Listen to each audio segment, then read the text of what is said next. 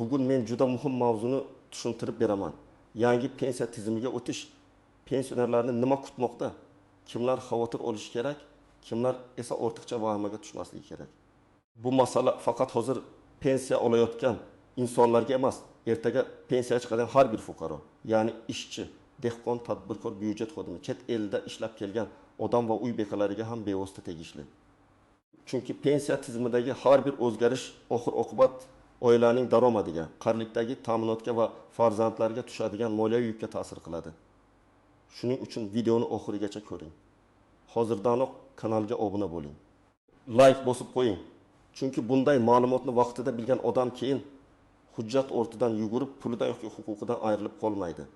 Avval pensiya masalasida odamlar ko'pincha bitta narsaga tayanardi. Qancha yil ishlaganman?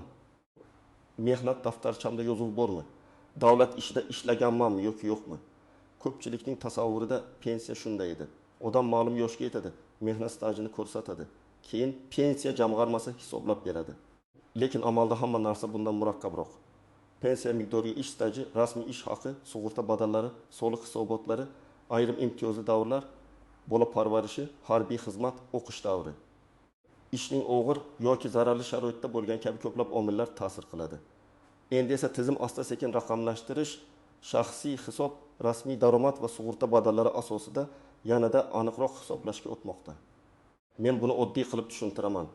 Avval qog'ozda staj bor degan narsa ko'p holatda asosiy dalil bo'lgan bo'lsa, hozir tizimda ma'lumot bormi? Ish haqi rasmiy ko'rsatilganmi degan savollar kuchaymoqda. Bu yomon degani emas. Aslida maqsad shaffoflikni oshirish, kim qancha ishlaganini aniq ko'rish, pensiya tayinlashda adashishlar va soxta hujjatlarni kamaytirish. Lekin muammo shundaki, ko'p odamlarning eski ish joylari yopilib ketgan. Arxivlar to'liq emas. Mehnat daftarchasida xatolar bor. Ba'zi yillarda ish haqi konvertda berilgan. Ayrimlar chet elda ishlagan, ayrimlar esa butun umr norasmiy mehnat qilgan.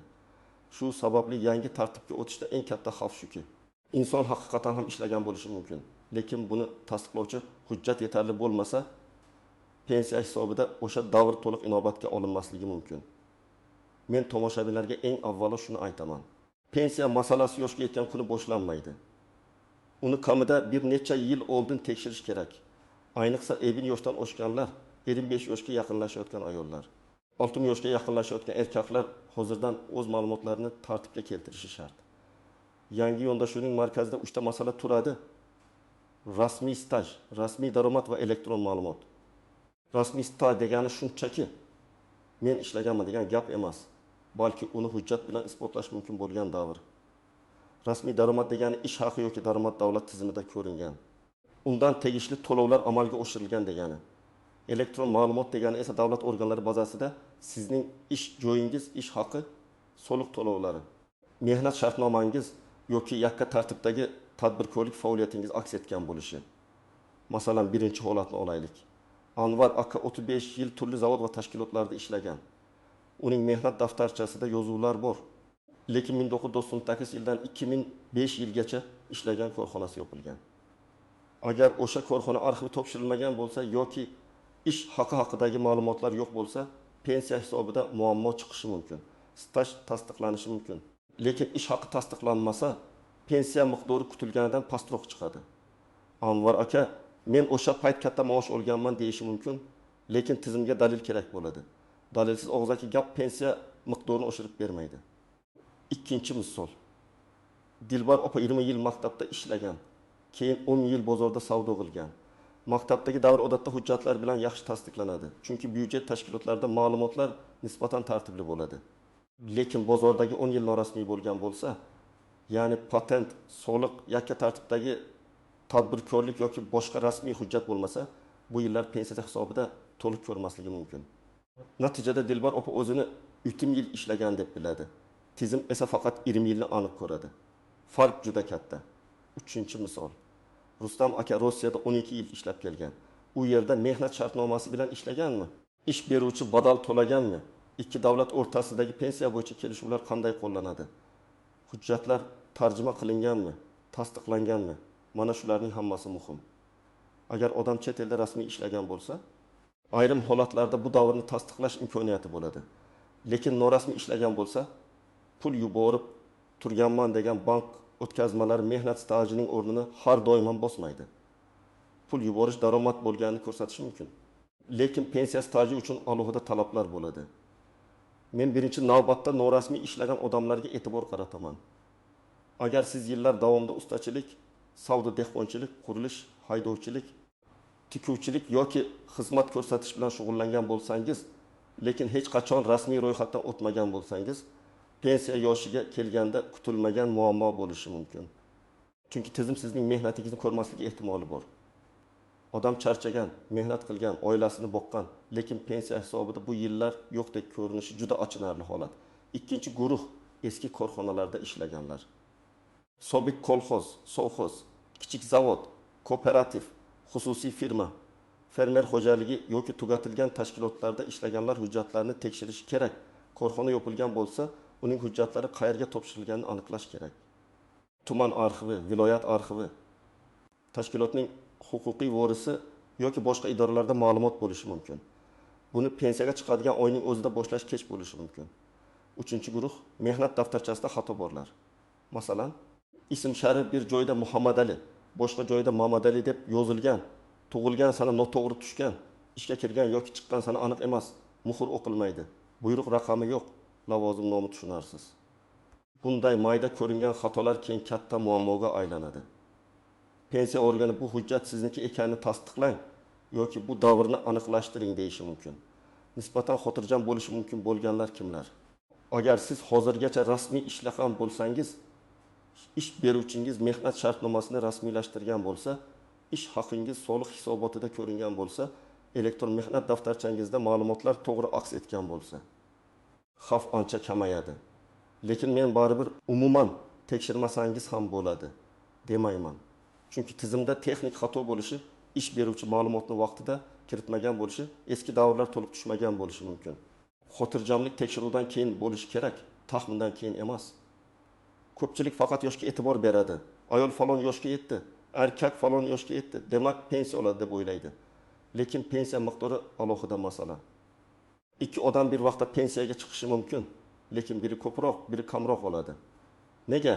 Chunki ularning staji, rasmiy oyligi, to'lovlari, imtiyozli davrlari va hujjatlari farq qiladi. Tasavvur qiling. 2 nafar erkak oldin yoshda pensiyaga chiqmoqda. Birinchisi 30 yil rasmiy ishlab, oyligi doim hisobotda ko'rsatilgan. Ikkinchisi ham 30 yil ishlagan, lekin 10 yili norasmiy bo'lgan. Hayotda ikkalasi ham bir xil mehnat qilgan bo'lishi mumkin. Lekin hujjat bo'yicha birinchi odamning staji va daromadi aniq, ikkinchisida esa faqat 15 yil ko'rinadi. Natijada pensiya hisobida katta tafovut paydo bo'ladi. Shu yerda odamlar adolatsizlik deb his qiladi. Lekin davlat organi hujjat bilan ishlaydi. Shuning uchun men doim aytaman, pensiya huquqi faqat mehnat bilan emas, mehnatni tasdiqlovchi iz bilan himoya qilinadi. Yana bir misol. Bir ayol 7 yil bola parvarishi bilan uyda bo'lgan, keyin ishlashga qaytgan. Bola parvarishi davrlari pensiya hisobida ma'lum tartibda inobatga olinishi mumkin, lekin buning uchun tug'ilganlik guvohnomalari, ish joyidagi buyruqlar, ta'til hujjatlari va boshqa tasdiqlar kerak bo'ladi. Agar hujjatlar yo'qolgan bo'lsa, ularni tiklash kerak. Farzandim borligi hammaga ma'lum degan gap yetarli bo'lmaydi. Tizim aniq hujjat so'raydi. Endi eng muhim nozik tomonlarga o'tamiz. Birinchisi, mehnat daftarchasi borligi har doim ham hamma narsa hal bo'ldi degani emas. Mehnat daftarchasi asosiy hujjatlardan biri, lekin undagi yozuvlar qonuniy, aniq va boshqa ma'lumotlar bilan mos bo'lishi kerak. Agar daftarchada ishga kirgan sana bor, lekin ishdan bo'shagan sana yo'q bo'lsa yoki muhr boshqa tashkilotniki bo'lsa, savollar tug'iladi. Ayrim hollarda qo'shimcha arxiv ma'lumotnomasi kerak bo'ladi. Ikkinchisi, yuqori oylik olgan davrni tasdiqlash masalasi. Odam pensiya hisobida o'sha yaxshi maosh olgan yillari inobatga olinishini xohlaydi. Bu tabiiy. Lekin agar oylik rasmiy hujjatlarda past ko'rsatilgan bo'lsa, qolgan qismi qo'lga berilgan bo'lsa, pensiya hisobida rasmiy qismi ko'rinadi. Masalan, odam amalda 5 million so'mga teng daromad olgan, lekin hujjatda 5 million ko'rsatilgan bo'lsa, keyin pensiya hisobida 5 millionni talab qilish qiyin. Bu bugungi ishchilar uchun ham katta saboq. Bugun konvertda olingan pul yoqimli tuyuladi, lekin ertaga pensiyada minus bo'lib qaytadi. Uchinchisi, chet eldagi ish staji. Har bir davlat bilan tartib bir xil emas. Qaysi mamlakatda ishlagansiz, rasmiy shartnomangiz bo'lganmi? ish beruvchi tegishli to'lovlarni amalga oshirganmi? Hujjatlar konsullik yoki vakolatli idoralar orqali tasdiqlanadimi? Bularning hammasi alohida tekshiriladi. Chet eldan qaytganlar eng ko'p qiladigan xato shuki, ular ish joyidan ma'lumotnoma olmay keladi. Keyin yillar o'tadi. Korxona yopiladi. Ish beruvchi topilmaydi, arxivga kirish qiyinlashadi.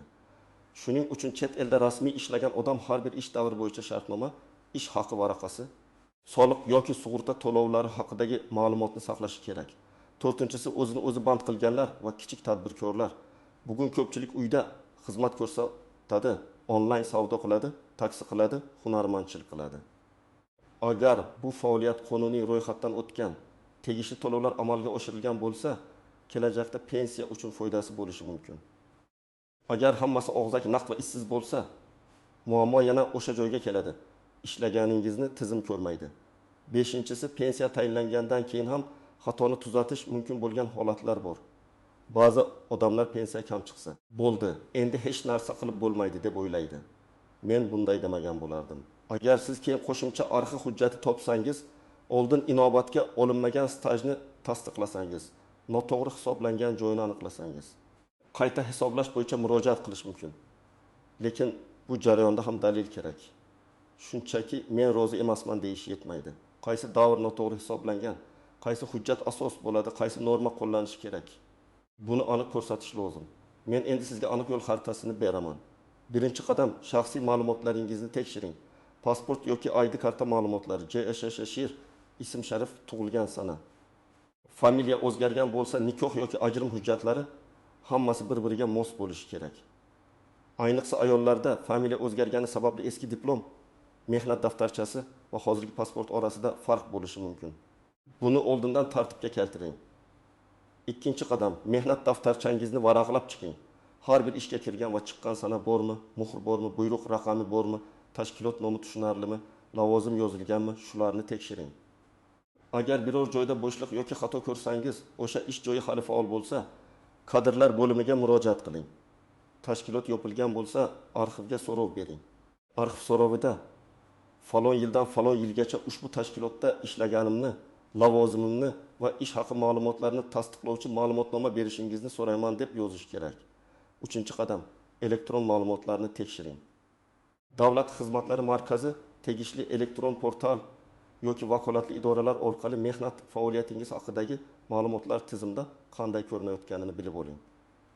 Agar ish beruvchi elektron mehnat daftarchasiga ma'lumot kiritmagan bo'lsa, undan buni tuzatishni talab qiling. Hozir ishlayotgan bo'lsangiz, kadrlar bo'limidan mening mehnat shartnomam va lavozimim elektron tizimda to'g'ri aks etganmi deb so'rang. To'rtinchi qadam, ish haqi ma'lumotlarini yig'ing. Pensiya hisobida faqat ishlagan yillar emas, daromad ham muhim. Eski ish joylaridan oylik haqidagi ma'lumotnomalar, arxivdan ish haqi qaydnomalari, soliq va sug'urta to'lovlari bo'yicha tasdiqlar kerak bo'lishi mumkin. Ayniqsa yuqori oylik olgan davrlaringiz bo'lsa. O'sha yillarni hujjat bilan mustahkamlashga harakat qiling. Beshinchi qadam, alohida davrlarni unutmang. Harbiy xizmat, bola parvarishi, oliy ta'limning ayrim davrlari, imtiyozli mehnat sharoitlari, zararli ishlab chiqarish, nogironlik bilan bog'liq holatlar, bo'g'uvchisini yo'qotish yoki boshqa ijtimoiy holatlar pensiya masalasida ahamiyatli bo'lishi mumkin. Har birining o'z hujjati bor. Harbiy xizmat uchun harbiy bilet, bola parvarishi uchun farzandlarning tug'ilganlik guvohnomasi va ish joyi buyruqlari, o'qish uchun diplom va arxiv ma'lumotlari, zararli ish uchun maxsus ro'yxat va ish joyidan tasdiq kerak bo'ladi. 6-qadam. Murojaatni og'zaki emas, yozma qiling. Agar pensiya organiga yoki arxivga borib savol bersangiz, albatta yozma ariza qoldiring yoki elektron murojaat yuboring. Og'zaki javob keyin isbot bo'lmaydi. Arizada ism sharifingiz, pasport ma'lumotlaringiz, qaysi davrni tekshirish kerakligi, qaysi tashkilotda ishlaganingiz, qanday ma'lumot so'rayotganingiz aniq yozilsin. Javob kelgach, uni saqlab qo'ying. Agar rad javobi berilsa, rad etish sababi yozma bo'lishi kerak. Sababni bilsangiz, keyingi qadamni to'g'ri tanlaysiz. 7-qadam, pensiyaga chiqishga oz qolgan bo'lsa, oxirgi kungacha kutmang. Men tavsiya qiladigan muddat kamida 1 yil oldin hujjatlarni tekshirish. Agar sizda eski korxonalar, chet el staji, familiya o'zgarishi, yo'qolgan hujjatlar yoki norasmiy davrlar bo'lsa, 2 yil oldin boshlaganingiz ma'qul. Arxiv javobi ba'zan tez keladi, ba'zan cho'ziladi. bir hujjat topilmasa, boshqasini izlash kerak bo'ladi. Sud orqali faktni tasdiqlash kerak bo'ladigan holatlar ham uchraydi. Bularning hammasi vaqt oladi. Hozir pensiya olayotgan odamlar orasida yangi tizimga o'tilsa, pensiyamni to'xtatib qo'yishadimi, kamaytirib yuborishadimi degan xavotir bor. Men buni shunday tushuntiraman. Agar pensiyangiz qonuniy tayinlangan, hujjatlaringiz joyida. Siz noto'g'ri ma'lumot bermagan bo'lsangiz, oddiy tizim o'zgarishi avtomatik ravishda hammaning pensiyasini olib qo'yadi degani emas. Lekin agar oldingi hisob-kitobda xato bo'lgan bo'lsa yoki qo'shimcha hujjat topilsa, qayta ko'rib chiqish masalasi paydo bo'lishi mumkin. Shu sababli pensionerlar ham o'z pensiya hujjatlari nusxasini, tayinlash qarorini, staj va ish haqqi hisob-kitobini saqlab qo'yishi kerak.